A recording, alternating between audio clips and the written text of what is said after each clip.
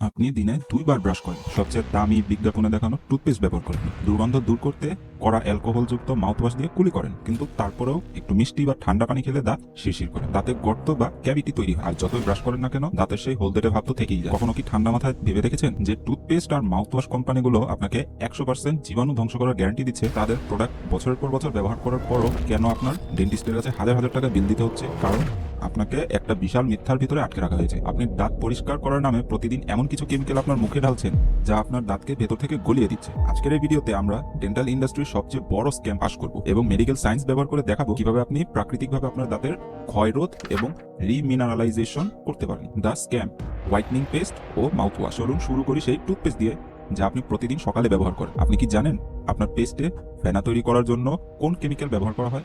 এর নাম SLS বা সোডিয়াম লরেথ সালফেট। এটি সেই এক কেমিক্যাল যা আপনার কাপড় কাচার ডিটারজেন্ট বা ফ্লোর ক্লিনারে ব্যবহার করা হয়। এই কেমিক্যালটি আপনার মুখের ভিতরের নরম টিস্যুগুলোকে পুড়িয়ে মাইক্রোস্কোপিক ক্ষত তৈরি করে।